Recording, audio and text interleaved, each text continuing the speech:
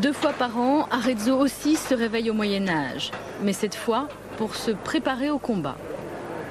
Dernière répétition avant la joute du Sarrasin, Gabriel Vénéry doit combattre un automate, symbole de l'ennemi de la chrétienté.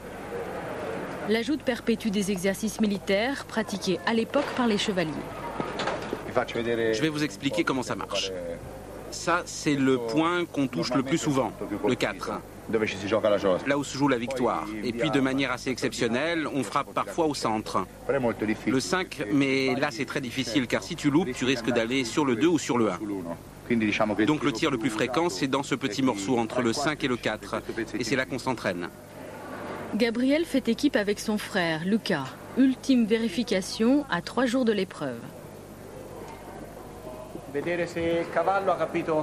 On regarde si le cheval a bien compris l'entraînement qu'on a fait pendant toute l'année à la maison. Et on voit s'il a confiance en nous par rapport aux trajectoires qu'on lui fait faire. Et s'il a vraiment confiance.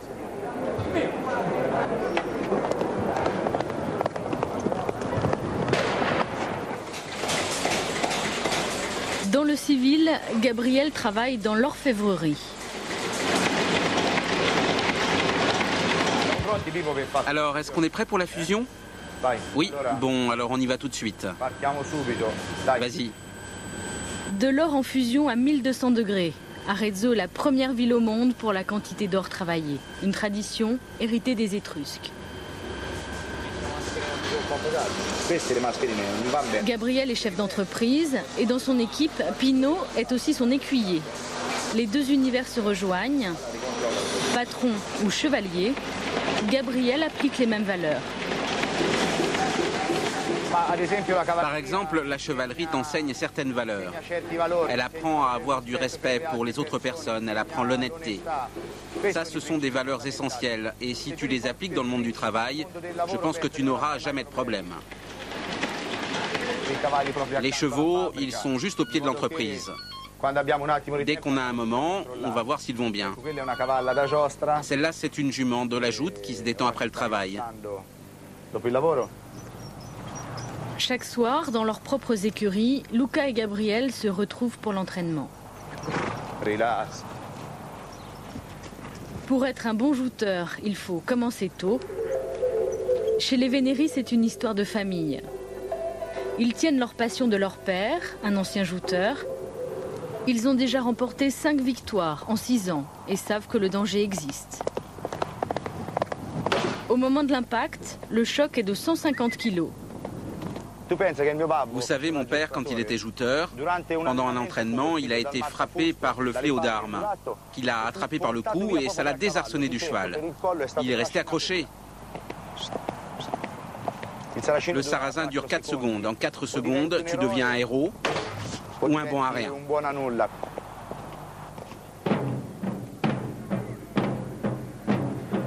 Nous sommes la veille de la joute. Au siège de chaque quartier, on se prépare pour l'investiture.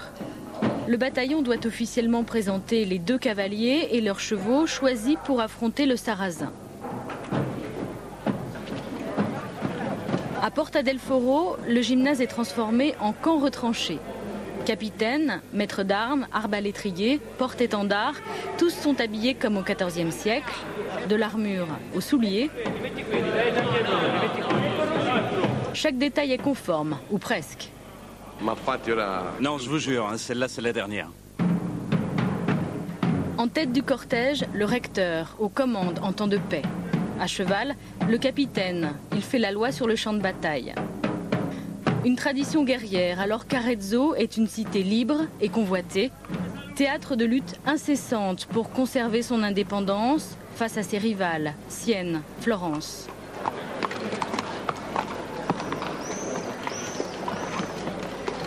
Désormais inscrits sur le livre du chancelier, Gabriel et Luca Vénéry, prêts pour le combat.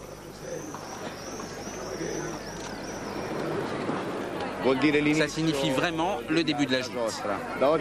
C'est aujourd'hui que la joute commence. Jusqu'à maintenant, on a plaisanté. Et maintenant, on ne plaisante plus. Depuis que les chevaux ont reçu le sceau et que nous avons été autorisés à jouter, le moment est venu de montrer ce qu'on est capable de faire.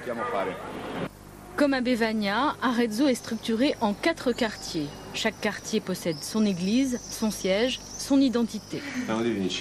Alessia et son frère Alessandro sont nés à Sant'Andrea. Là, c'était moi, j'étais en petit page, avec le vieux costume.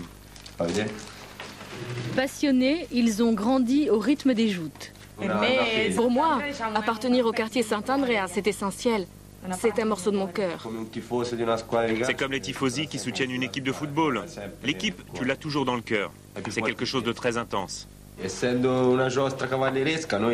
une joute chevaleresque et cet esprit d'équipe des chevaliers, nous on le retrouve. On part au ski ensemble, on s'habille pareil, on a tous les mêmes combinaisons et pendant toute l'année on se voit, on fait des choses ensemble quoi.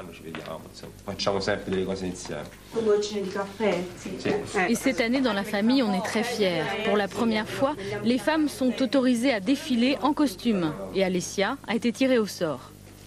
Je pense que ça va être une très grande émotion. Ça va être magnifique de rentrer sur la place.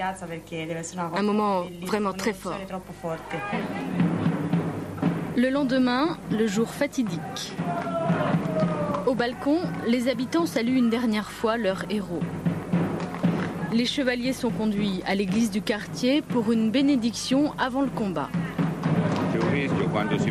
Il y a un risque quand on part à la bataille. Il faut la bénédiction de Dieu pour qu'il nous assiste dans toutes les difficultés de cette compétition.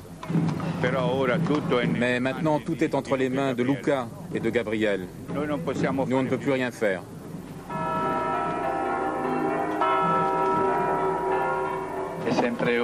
C'est toujours une émotion de se retrouver ici pour la bénédiction solennelle du quartier. Bénis ces chevaux et ces chevaliers et le quartier tout entier. À Sant'Andrea, la salle des trophées s'est transformée en salon de coiffure. On prépare la demoiselle. Alessia a changé d'époque. Là, je suis encore tranquille, mais tout à l'heure, je serai un peu moins. La voilà prête pour le défilé, une victoire. Au Moyen-Âge, pas de femmes aux côtés d'hommes en armes, disaient les historiens. Cette année, c'est leur revanche. Les frères Vénéri vont passer les premiers. Gabriel est très concentré. Son père vérifie l'harnachement d'insuline. Malgré son expérience douloureuse, chaque année, il est présent au départ. Moi j'ai oublié tout ça et j'essaye de ne pas m'en souvenir. Parce qu'autrement, dans la vie de tous les jours, on ne ferait plus rien.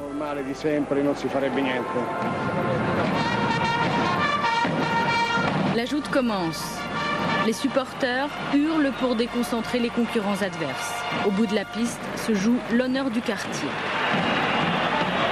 Gabriel s'élance. Tir réussi, il touche le 4. Le quartier de Sant'Andrea à son tour. 4 points. Les autres ne feront pas mieux. Seconde manche. Luca. 4 points. Le grand favori, Martino Gianni, rate son tir. 3 points seulement. Le suspense continue, mais les Vénéri ne peuvent plus rien faire.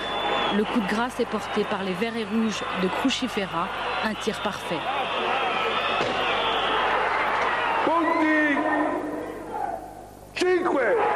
5, Gabriel et Luca savent qu'ils ont perdu. Le tournoi est terminé, la déception immense. De retour à Porta del Foro, après la bataille, le quartier attend les vaincus. Ils doivent s'expliquer.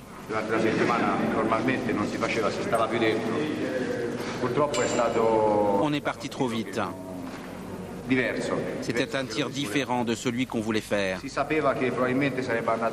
Mentalement, on s'était préparé à faire quelque chose de mieux, mais on n'a pas réussi. Et on espère faire mieux la prochaine fois.